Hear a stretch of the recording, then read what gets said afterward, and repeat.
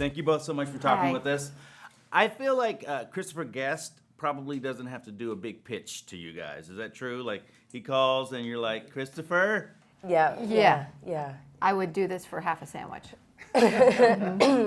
Why is that? Like, what is the appeal of working with him? To get to work with someone like Parker Posey, to get to work with Christopher Guest and Michael Hitchcock and Jennifer Coolidge. And to work in a way that other people, directors, don't work in this way. No one works like this. So you're given an outline. It's you come up with your history, your character. You get to be so creative and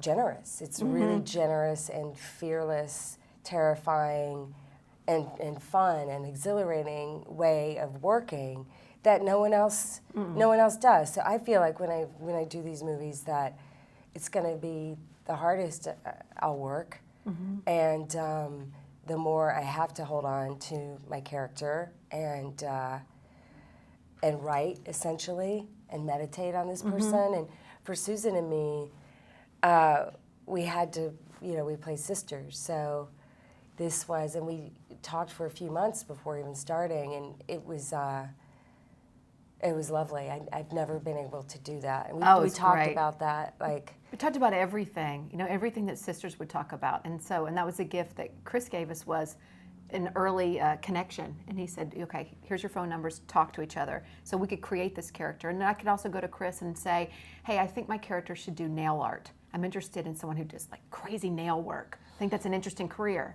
He goes, sure. So he's so open to what we bring to it, and that is really none of a kind. You just don't have a director or a writer who says, oh, I'll take your idea, I'll take your words.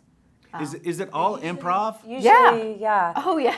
Usually, a lot of times the directors are really controlling, and What? they're like, I'm a man and I want to control you. Step right on your mark and look That's pretty, right. young lady. Let me get my 12-year-old girlfriend and my sports car, and I'll feel good about myself. Yeah.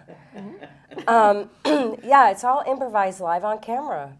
It's crazy. We have an outline, so we know our names, so he tells us we're sisters, so we know that. We know how the contest is going to end up in terms of who's going to win and who's not. And other than that, there's little bold points we want to hit to lay some backstory, but then we fill in everything. So we're taking the brush on the canvas and filling in all the strokes. Did you guys learn about the world of mascots and competitive mascot sporting, if you will? There's a great documentary on Hulu about mascots.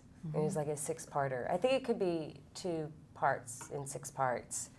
So I watched all that. It was really, really fascinating and great. These people are so authentic and warm, and they do something, like they dress up like a bear and go into hospitals. Yeah, and they'll go to Children's Hospital and get you've cancer married wards. a man who's maintained a career being a mascot, for a basketball team. And this one particular one was really, really talented and adept and kind of a daredevil.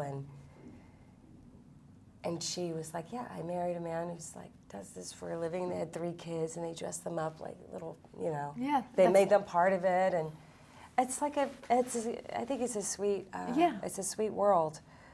Very heart-centered career to be anonymous. I mean, I'm sure the family and neighbors would know, oh, our friend's a donkey down the street, Chuck is a donkey. But other than that, when Chuck goes to the store, to the LAX, or the airport, no one knows what Chuck does. No one knows he's a donkey. Right, he's a donkey. And that is, I think... Unless it's a really small town, and then Right. you are known for being Chuck the donkey. Yeah. Right. Did you guys know you were Alvin the Armadillo? Yes. Okay, you knew that ahead. Yes, but Parker course. designed all she designed the costume, head to toe. So she did you the whole thing. go like, okay, Yeah. Parker, this is Chris. You're gonna doing a new movie. Netflix is doing it. It's about mascots. You will play an armadillo who teaches at Sandy Springs, Amelia Earhart College for Women in Sandy Springs, Mississippi. How do you say no to that? Right there. She's been doing this for a long time, and she's kind of too old to do it. And we talked, very seriously about it. Like, Chris told me he knows John McEnroe, and he was talking to John McEnroe, like, as you age and your body starts to go, and you can't physically do what you could when you were younger, what would that look like to someone like Cindy Babineau? What would her piece be like now at this point? So it focused a lot on that. You don't really see it in the movie because Susan goes on. Spoiler. That's all right.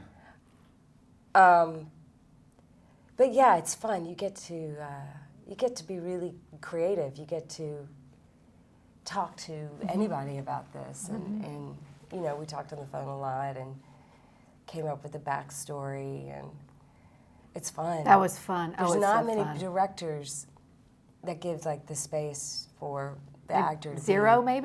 maybe. Well, just Chris. I don't know that this kind of work is being done. Yeah, definitely in this way.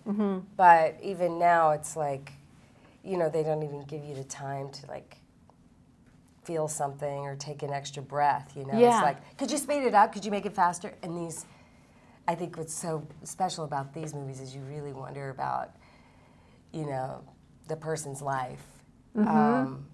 They're so compelling. I mean, They Jane, are. don't you want to know more Oh, I know about Jane Jane Lynch with and, her like, A Moose when and she- Grace book, and Yeah. it's respectful. You just want to go to her house and see what What she else has in her about that woman, garden. and Jane has come up with so much. Oh, yeah.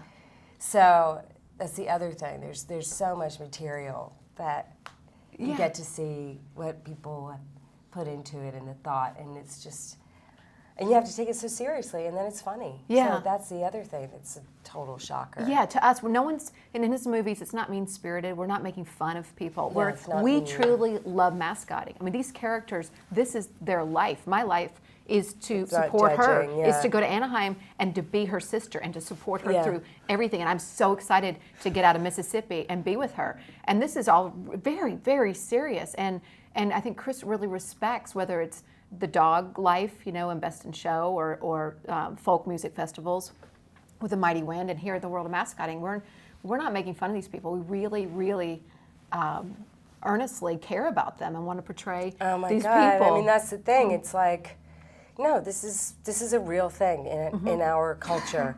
We have at this point people that dress up like giant stuffed animals and cheer next to a sports game. This is happening, right? And look at the rise of like Halloween. Too. Oh, yeah. Like so many like just and the what's the fluffies or the perverted? yeah, the like, people when- that have sex with stuffed animals. Yeah, what are they called? Fiffy?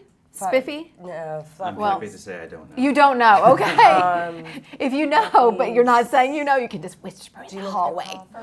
Furries. It's Furries. called Yeah, furries, right? furries. And that's a whole new sensation, I guess. Pardon the People- pun. And fantasy. There's fantasy games and Comic-Con. People want to dress up. People love to dress Here up and to in not this be country, themselves. and yeah. to not Yeah.